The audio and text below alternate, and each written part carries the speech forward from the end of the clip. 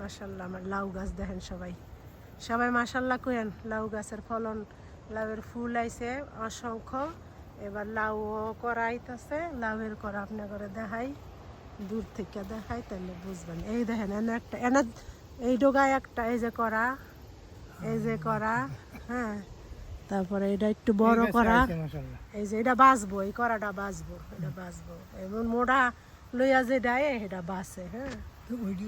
হ্যাঁ হ্যাঁ হ্যাঁ, এই যে যা গাছের নিচে প্রচুর ভিটামিন দিতে হইব, তাইলে গাছ বাজে। যে জাহা দিয়া দিছি বাইতাছে, তো সবাই সবাই যে গাছের নিচে আমি কালো কাগজ দিয়া দিছি যেন গাছ ভালো থাকে, হ্যাঁ।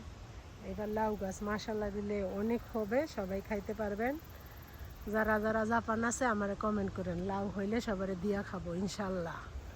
এই লাউ গাছে পোকা ধরছে, এই যে একটা পাতা পোকায় খাইয়া লাইছে, ওষুধ দিতে স্প্রে করতে হইব। ওই দেখেন চাজরা বানাই লাইছে এদিকের ইয়াতে। সবাই দেখেন লাউ গাছ দেখেন, সিম গাছ দেখেন, বটবডি দেখেন, বটবডি ফাইকাও গেছে গা, দেহি নাই ফাইকা গেছে গা। এই যে কালকা বাগ অনেকগুলো ফাইরা নিছি, হ্যাঁ।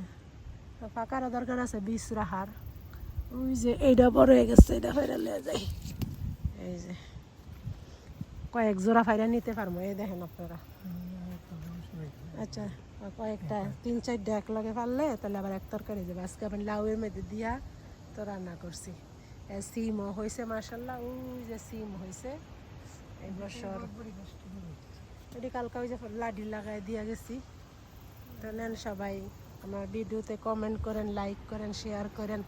আমার গাছে টমেটো এই যে পাকতাছে, এই যে মাশাআল্লাহ, এই যে টমেটো পাকা ধরছে, ওই যে একটা পাকা ধরছে, গোড়া একদম পরিষ্কার করে দিছি। হ্যাঁ হ্যাঁ, এই যে সিম, এই যে এনে তো বড় হয়েছে সিম, এই যে ওদিকে 2টা বড় হয়েছে, এনে 2টা বড় হইতাছে। গাছের গোড়ায় এই যে ইয়া মাটিগুলা জানছি কি বটবডি তারের ভিতরে এই এনে উঠাই দিই। এই যে বটবডি ফাইকা গেছে গা, দেখছেন।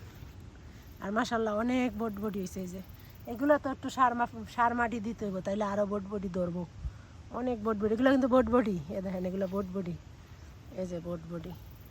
মাশাআল্লাহ আমার হাতে বরকত আছে, সবাই আমার জন্য দোয়া করেন।